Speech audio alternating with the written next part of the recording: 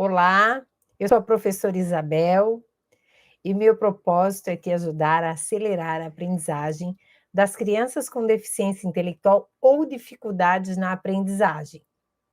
Estamos na série Acelerando a Aprendizagem e o tema de hoje é pertencer ao grupo acelera a aprendizagem das crianças com deficiência intelectual ou dificuldades na aprendizagem. Esse tema é muito importante. Eu vou estar falando hoje da mediação do pertencimento, de todas as mediações, dos 12 critérios de mediações. Esse eu acho fundamental, porque se a criança não está inserida num grupo, se ela não é aceita pelo grupo, se ela não consegue compartilhar as suas experiências no grupo, a sua aprendizagem é prejudicada. E é sobre isso que eu vou falar aqui, tá bom? Mas eu quero começar hoje dizendo assim, ó, que deixar a criança pertencer ao grupo, quando eu falo grupo é a classe, né? A classe, a turma, essa é uma decisão sua, né? É uma decisão que você tem que tomar. Você tem que tomar a decisão de usar a mediação de pertencimento como uma estratégia para incluir a criança com deficiência intelectual ou com dificuldades na aprendizagem na escola. Mas o que é exatamente a mediação de pertencimento? A mediação de pertencimento é uma interação da mediadora, intencional, qualificada, que vai possibilitar a criança com deficiência intelectual ser inserida no grupo. Então, vai possibilitar à criança e ao seu grupo a descoberta de que elas, todas as crianças, fazem parte integrante de qualquer ação. O que eu quero dizer com isso? Que quando a gente faz atividades separadas, atividades que acabam excluindo a criança de alguma forma, né? Ou tentando realizar por ela alguma atividade, isso traz para essa criança um sentimento que ela não pertence ao grupo. Vejam bem, isso é muito comum, né? É muito comum a gente isolar essa criança, a gente fazer uma tarefa muito diferente, né? Uma tarefa muito limitante. Mas vamos pensar o seguinte, olha, todo ser humano, independente se é neurotípico ou neuroatípico, independente, todo ser humano precisa se sentir pertencente a algum grupo. Que grupo é esse? Família, né? Família, eu vou dar exemplos aqui de atitudes de família que prejudicam a questão da autoestima da criança, seus colegas da classe, ou um esporte, ou a comunidade, ou a igreja, não importa, tá? Então, assim, a criança precisa se sentir pertencente. Esse discurso de que na minha sala tem 20 mais um Down, tem 20 mais um autista, tem 20 mais um deficiente, tem 20 mais um disléxico, tem 20 mais os dois com TDAH, isso não dá mais, né, gente? Não sustenta mais isso. Essa criança pertence a esse grupo, ela pertence à sua turma. E a estratégia que nós vamos trabalhar hoje aqui é a questão do pertencimento. Como desenvolver isso com o grupo. Essa é uma mediação que deve ser feita coletiva. Não é uma mediação individual, é uma mediação coletiva. A estrutura coletiva é um aspecto essencial da experiência humana, é vital para o desenvolvimento da criança com deficiência intelectual, pois se nós aprendemos muito do que aprendemos, a gente aprende por imitação, não é mesmo? Por que essa criança vai estar excluída? Por que essa criança vai estar separada? Não dá para funcionar assim, não é assim que funciona, certo? Então, assim, ó, os sentimentos de pertencimento, eles são baseados em laços afetivos que unem aquelas crianças ou unem os membros daquela família E esse laço afetivo contribui para as interações. Então, se a criança lá na escola ela está sozinha, isolada, não participa dos trabalhos em grupos, não participa do teatro, está muito separada, isso não está contribuindo, né? Se em casa a família ajuda os outros irmãos a fazer os deveres depois daquela criança, ou tem uma festa de família, não vou levar ele porque ele fica perturbando. Não vou levar ele porque todo mundo vai perguntar o que ele tem. Isso não contribui. Atitudes desse tipo não contribuem para o desenvolvimento da criança com deficiência intelectual. Então, assim, o sentimento de pertencimento não é algo fácil para as crianças com deficiência intelectual ou dificuldades na aprendizagem. Por quê? Porque o que está em jogo dentro da escola é a competição, é a seleção, não é mesmo? É a discriminação e o preconceito. Isso reina na escola. Os professores, muitos professores ficam muito atentos a isso. Mas, fora do seu olhar, isso corre solto, né? É no lanche, é no horário da educação física, ou mesmo dentro da sala de aula. E aí, para a criança com deficiência intelectual sobreviver a tudo isso é desafiante. Então, vamos pensar o seguinte: a criança com deficiência, geralmente, elas são excluídas de algumas atividades coletivas. Primeiro, devido ao seu desempenho inadequado. Então, por exemplo, é para jogar a bola para frente, ele joga para cima, joga para trás, joga para o outro lado. Então, tem um desempenho inadequado. Ou um comportamento indesejado. Por exemplo, uma criança com TDAH, se ela não pega a bola e passa muito tempo sem pegar a bola num jogo lá na educação física, ela vai, daqui a pouco já vai sair chutando e gritando, esperneando, não é mesmo? Então, o desempenho inadequado e o comportamento indesejado acaba excluindo as crianças com deficiência ou com dificuldades na aprendizagem dessas atividades mais coletivas. Aí a pergunta que nós vamos fazer diante desse cenário que eu fiz é assim, né?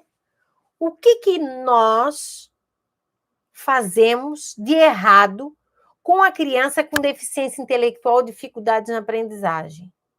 O que a gente faz de errado? Então, assim, às vezes, nós usamos, especialmente nossa professora de coração mole, eu digo professora de coração mole é bom, né? Professora de coração mole, a gente usa a proteção dessa criança ou a superproteção para salvá-los, ou salvá-las, dessas experiências coletivas desagradáveis e dolorosas. Então, assim, a gente não deixa mais ele ir para a educação física. Sempre que ele vai para a educação física, é uma confusão, ele vem chorando, chora a tarde inteira. Então, não vai mais para a educação física. Vai ficar com a prof dá um desenho, e aí ele fica quietinho, fica bonzinho. Gente, isso não contribui. Toda criança tem que experimentar de um modo o sucesso ou o fracasso, a realização ou a frustração. Não se pode protegê-las dessas coisas da vida. Lógico que a gente tem que ficar atenta, mas essa criança ela tem que compreender as relações humanas, e as relações humanas não são sempre de sucesso, às vezes são de fracasso, né? E a maioria das crianças com deficiência intelectual, dificuldade na aprendizagem, elas podem relatar esses episódios de desagrado, né? Que são basicamente encontros diários. A criança sempre vai encontrar alguma coisa que vai desagradar ela, né? Ou uma rejeição, assim, franca, da criança chega, a outra criança chega assim, não gosto de você porque você tem síndrome de Down, né? Ou mesmo algo meio dissimulado, certo? Então, eu até lembrei agora de um episódio. Meu filho foi para a escola e lá é uma outra escola que ele saiu da minha escola e foi para uma outra escola, né? Que é essa escola que eu trabalho vai até o 5º ano, então ele foi para o 6º ano. E lá um dos professores falou assim para ele: eu sei o que você tem. Você tem hiperatividade. E aí, quando ele chegou em casa, ele falou assim: mãe, eu acho que eu tenho uma doença chamada hiperatividade. Né? Então, assim, ó, na cara dura, né? Na cara dura, o professor já falou assim para ele.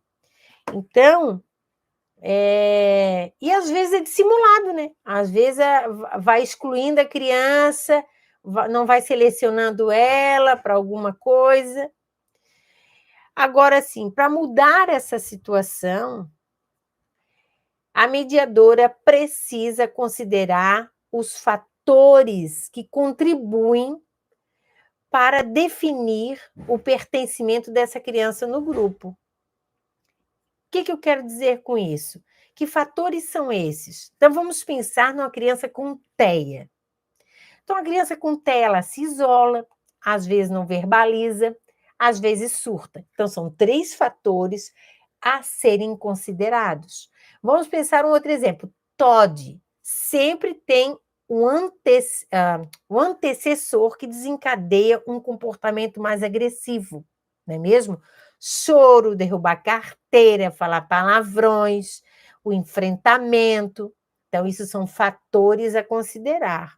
Uma criança com síndrome de Down, que tem hipotonia, está lá no 3º ano, mas ainda não foi muito bem estimulada, é mais molinha, esbarra às vezes na carteira, às vezes, se não fez fono, baba. São fatores a considerar? Sim, porque ninguém gosta de ficar com o outro babando do lado, não é mesmo?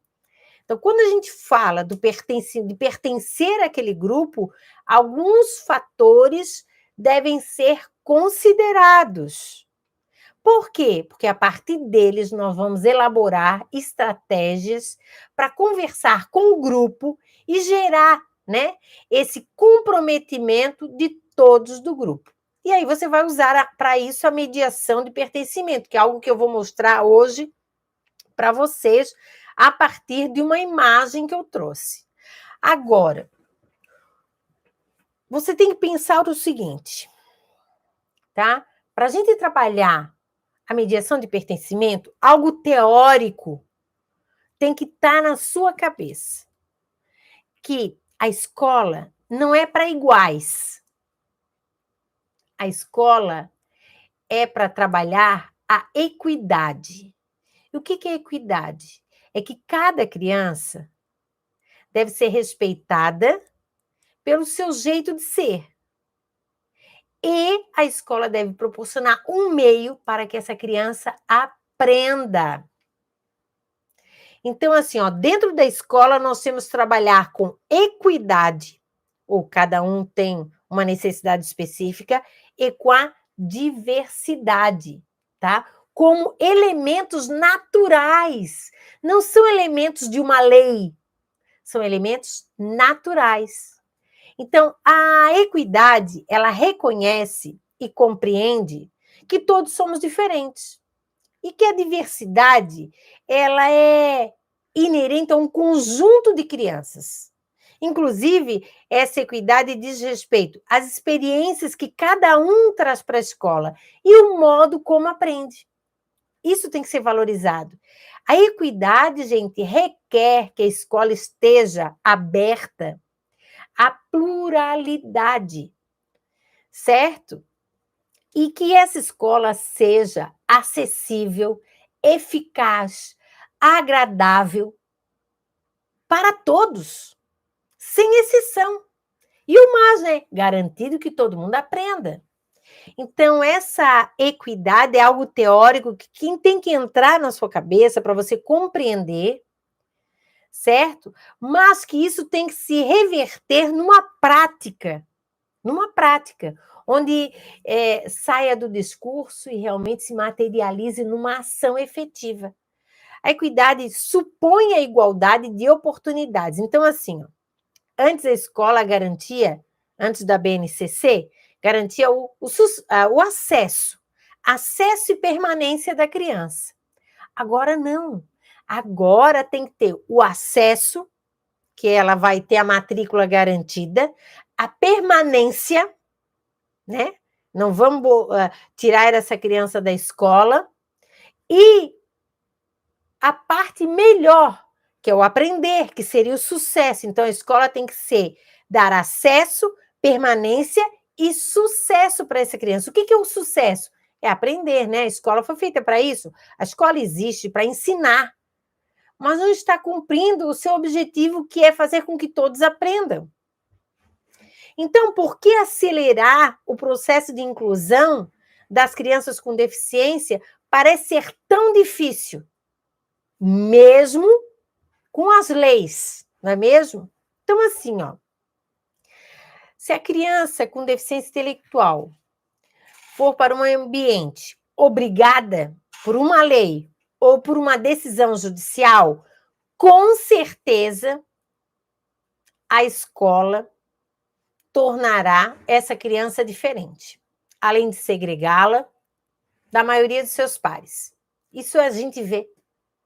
A gente vê. Somente observe que muitas vezes a criança com deficiência intelectual não desempenha um papel importante lá na escola, não. Ela fica meio que stand-by, né? Geralmente ela não participa dos eventos, geralmente fica ali. Ele só é tolerado. Fica ali sem identidade. E ainda ele é tolerado se ele for quietinho, porque se ele não for quietinho, né? A gente já sabe o que acontece. Sabe, eu lembro de um episódio do menino síndrome de Down, adolescente, que estava lá na minha escola. A gente fez um teatro sobre o planeta Água. E a pessoa principal levantava o planeta e coisa e tal. E eu coloquei ele com o papel principal, certo? E nós fizemos 2 apresentações fora da escola, mas a família não gostaria que ele fizesse a apresentação, porque dizia que tinha que poupá-lo dessa experiência dolorosa. Olha, como poupá-lo? Para ele estava sendo divertido, para todo mundo, todos os amigos estavam envolvidos. E até fiz assim, ó, eu pensei, olha, se você não quiser participar do teatro, lá na hora, se ficar com dor de barriga, se ficar nervoso, a fulana assume o teu papel. Não é assim que a gente faz num teatro normal? O outro assume o papel? Então, assim foi feito. E a apresentação foi feita, foi tudo um sucesso, tá? Outro ponto a discutir é que a criança com deficiência intelectual, que é essa que fica isolada do resto da turma, ela muitas vezes ela é colocada separada porque ela tem algumas características que define que ela não pertence a esse grupo, né? Tá aí. Então, gente, nós temos que pensar assim, a escola está sendo muito cruel, muito cruel. Nós temos que mudar esse cenário, certo? Há uma tendência social nossa, né? A gente se diz sem preconceito, a gente se diz que estamos antenados para as coisas do mundo, tarará, mas há uma tendência generalizada da gente perceber os elementos que diferenciam, tá, as crianças todas como mais importante do que aqueles que as unem. Olha, Boaventura de Souza Santos tem uma frase que eu gosto muito, que ele diz o seguinte: as pessoas querem ser iguais, mas querem ser respeitadas pelas suas diferenças. Isso a gente deveria levar ali, ó, como um mantra, entendeu? O que eu quero dizer com isso? Que elas têm que ter as mesmas oportunidades e elas têm que ser respeitadas pelas diferenças. Então, vamos fazer um trabalho em grupo? Vamos fazer um trabalho em grupo, né? Não fazer um trabalho em grupo com a turma e a criança com deficiência fica só com a segunda professora. Ai, como as pessoas, de modo geral, assim, né, reagem ao processo de inclusão? Geralmente a reação é bem complicada, tá? Eu vou dar um exemplo para você. Ó, uma criança diagnosticada com síndrome de Down, ela será, né, uma criança com síndrome de Down. Essa definição, o rótulo, afetará todos os aspectos da sua vida. Todos.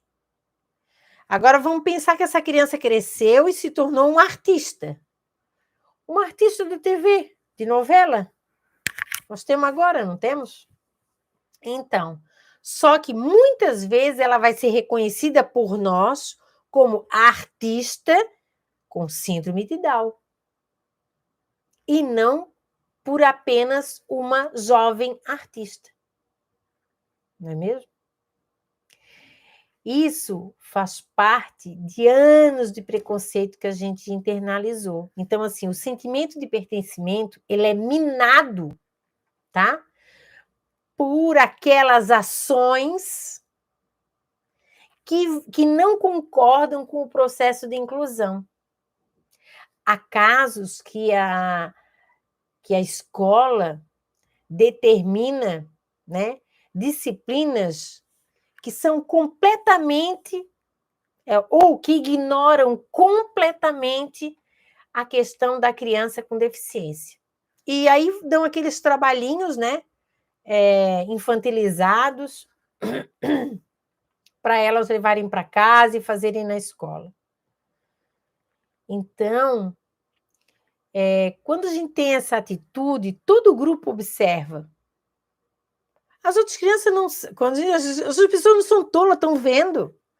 Então, por que o meu coleguinha lá, a professora faz isso, ele tem sempre ajuda, ele é colocado o tempo todo para fora da sala, ou a professora briga com ele o tempo todo, ou não é oferecido nada para ele, é porque ele é diferente. E se ele é diferente, ele não pertence ao grupo.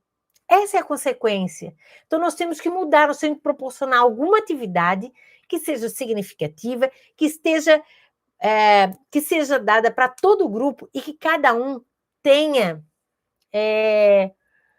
uma atitude dentro desse trabalho, dessa atividade. Eu vou mostrar isso para vocês, vou fazer uma mediação para a gente discutir essa questão.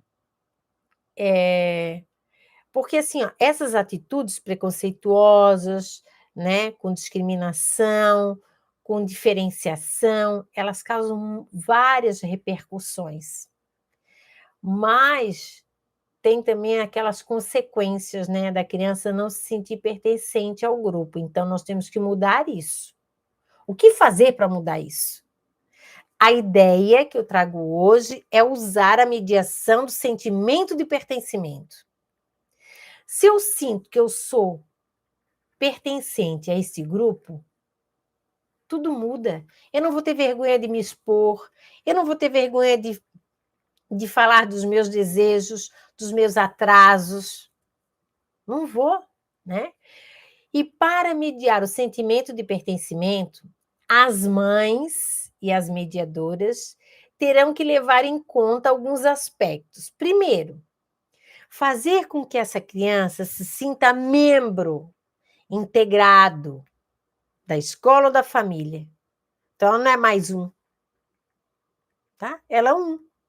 Ela é um. Então, todo mundo tem que comer junto, todo mundo tem que passear junto, todo mundo tem que ir para o lanche junto, todo mundo tem que ir para a educação física junto.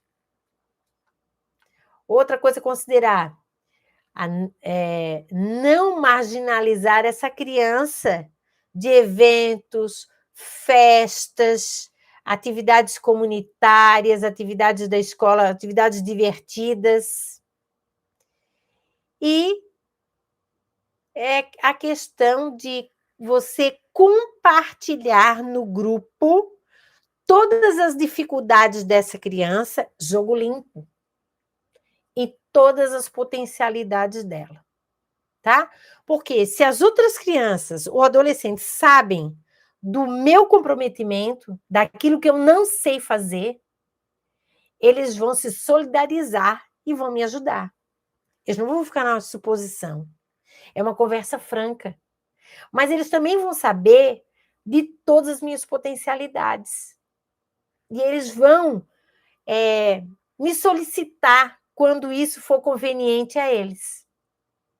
Então, vamos pensar assim, uma criança que é autista, mas sabe tocar violão.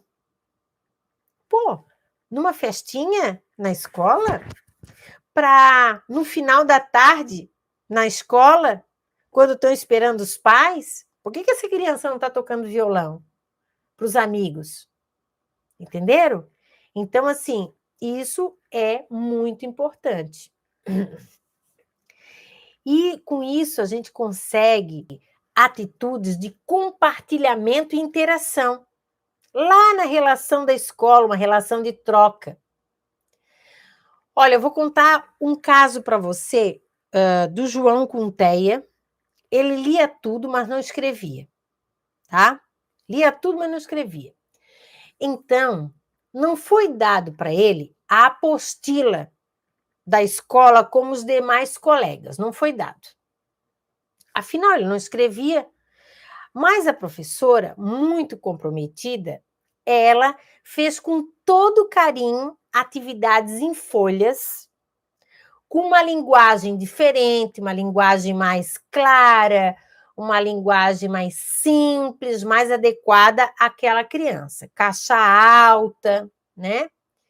E a professora, ela esperava que João, com essas atividades, né, ele ia, como ele não escreve, ele ia colar as respostas. Então, a professora fazia a tarefa e também os pedacinhos de palavras-chave para ele responder as questões. Beleza. Então, estava tudo adaptado para o João.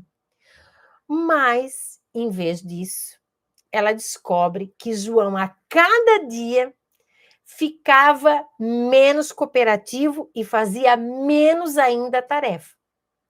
Então, isso não deu certo para o João. Por quê? Ao analisar esse contexto, o que a gente percebeu? Que João não queria trabalhar em folha, ele queria ser igual aos seus colegas. Trabalhar em folha mostrava ao grupo e a ele que ele não pertencia a esses colegas, porque todos os colegas estavam com a apostila.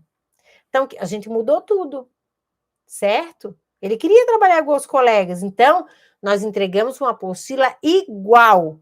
E aí a gente continuava, então, colando as respostas. Fizemos menorzinha, né, para caber na apostila. E aí eu lembro que, ao entregar a apostila para o João, a professora disse o seguinte: olha, essa apostila eu vou dar para você e ela é igual a dos seus colegas. Veja aí, ó. Olha aí, a Maria, o Cláudio, o Carlos, tem também a mesma apostila. Agora eu espero que você faça as atividades, assim como eles. Ou seja, se a professora exige da Maria, do Cláudio e do Carlos, e exigir dele também. Isso é pertencer ao grupo, mesmo fazendo pequenas adequações. Então, ele não sabe escrever? Não sabe escrever. Mas foi colocado lá o papelzinho para ele colar. Tá? Então, a gente tem que saber isso, né? Nesse caso, é um nível mais alto do que a mera imitação de estar lá no grupo, sabe? De pertencer ao grupo. Uma imitação física, não é isso, certo? Mas de realizar a tarefa como os colegas fazem, que é na apostila. A criança, ela vai se identificando com os padrões que vai observar. E aí ela sente essa sensação de pertencimento. Isso é muito bom. Um outro caso, aí é de casa, né? É uma mãe que tinha 3 filhos. A menina com síndrome de Down no 2º ano e tinha mais um no 4º ano e outra no 6º ano. Então, essa menina, ela ficava período intermediário, né? Tipo, das 10 às 5h30 da tarde. E aí, quando ela chegava em casa, ela estava cansada. Ela se dizia, ela não fazia a lição de casa, não fazia as tarefas, não queria fazer as tarefas porque estava cansada, sem vontade. Mas o que acontecia é o seguinte, que a mãe, ela primeiro, como ela já chegava cansada, a mãe primeiro fazia a tarefa dos outros irmãos, ajudava, olhava a agenda, olhava o material, e depois pegava ela para fazer os deveres, certo? Então, os outros 2 irmãos faziam a tarefa meio que independente, e a mãe dava uma olhada para ver se fizeram tudo. E aí a mãe veio com essa reclamação, essa queixa, que ela não queria fazer as tarefas. Daí a gente observou tudo direitinho. E qual foi a orientação que a gente deu? Olha, se essa criança não faz as atividades com os outros dois irmãos, ela parece não pertencer àquele grupo. Ela é excluída daquele momento, daquele hábito de estudo. Até para a mãe seria mais interessante que todos pudessem ficar juntos na mesma mesa. Então a orientação foi essa, que todos façam os deveres ao mesmo tempo, juntos, sentados ao redor da mesa. Certo? E isso foi muito interessante, porque nos primeiros dias ela não quis, mas depois isso foi consolidando um hábito. Um hábito, né? Pela conversa, pelas coisas que eles iam falando. Olha, tá todo mundo fazendo deveres, menos você. Vem para cá, você também é minha filha, também tem que fazer deveres. Certo? Olha, esses dois exemplos que eu mostrei para você, a criança, de uma certa forma, ela vai imitando um padrão, né? Um padrão, que vai levando ela a adaptar um comportamento. Pois o pertencimento ao grupo é um eixo principal para todos se sentirem bem. Se você vai numa festa e vê que ninguém deu bola para você, você se sente um pato fora da lagoa. Isso você foi na festa um dia. Imagina a criança todo dia na escola, não é mesmo? Então, como gerenciar esses problemas, né? Da não aceitação, esses problemas emocionais relacionados a não se sentir pertencente a um grupo. A gente tem que aprender a mediar. O sentimento de pertencimento, ele foi criado, essa mediação, para as crianças se sentirem parte do grupo. E aí eu vou mostrar para você agora uma mediação, certo? A partir, assim, ó, toda tarefa é um pretexto. Então, aqui eu peguei como modelo essa imagem aqui, que é uma imagem de sala de aula. Acho que dá para todo mundo ver, né? Então, são 6 alunos, uma professora. É o tipo, carteirinha, caderno, as crianças conversando, olhando. Aí tem boné, loira, preta, chinesa. Ó, tem tudo aqui. Então, eu pego isso aqui para mediar o grupo. A mediação de sentimento de pertencimento é mediação de grupo. De grupo. Porque eu quero modificar o entendimento que o grupo tem sobre a criança com deficiência. Então, eu tenho que dialogar com esse grupo, eu não posso perder a oportunidade. Então, eu coloco essa imagem aqui, por exemplo, num PowerPoint, ou escaneio ela e coloco numa televisão para que todos possam ver, e utilizo essa mediação, essa imagem, para mediar, como um pretexto para discutir as diferenças. Porque é a partir disso que eu vou conscientizar todo mundo que nós somos diferentes, mas nós podemos ocupar os mesmos espaços. E com respeito. Então, eu posso perguntar para a criança o seguinte: o que essa imagem representa? Todos os estudantes são iguais? O que os diferencia? Ó. O que podemos ver que diferencia eles? O que pode diferenciar e que nós não podemos ver diretamente nessa imagem? Então, aqui não está fácil. Como eu estou com um grupo maior, eu posso fazer perguntas mais abstratas ainda. Então, eu não quero só aqui que eles dizem, um é loiro, um é preto, um é chinês, outro é loiro, não sei o quê. Não quero isso. Eu quero que eles vão além. Isso a criança com deficiência, ela está junto no grupo ali. E eu vou fazer essas perguntas. Uma coisa é o que diferencia e que nós podemos ver.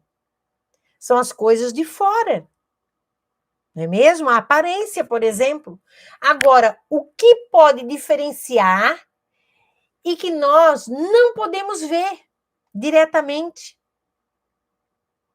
Isso te diz algo importante? Porque eu quero que a criança perceba que só a aparência não diz quem eu sou. E sim o meu jeito de ser, o meu jeito de atuar, o meu jeito de pensar, a minha amorosidade, que muitas vezes não está marcada na minha pele, não está marcada nos meus olhos, não está marcada na minha boca. Certo? Se somos todos diferentes uns dos outros, o que nos une? Há algo que nos junta todos nessa classe. O que é? Existe algum atributo importante que nos une? Vamos colocar aqui no quadro. Aí já vai para o quadro e já começa a elencar. O que pode unir o grupo? Certo? Então, ó, somos crianças, não é mesmo? Somos mais ou menos da mesma idade. Temos olho, boca, perna, braço, cabelo, não é mesmo? Gostamos de brincar, gostamos de doce, gostamos de correr. Então, nós temos tudo isso que nos une. E o que nos diferencia? A cor do cabelo, a cor da pele. Alguns usam óculos, outros não usam. Tem algumas meninas, outros são meninos.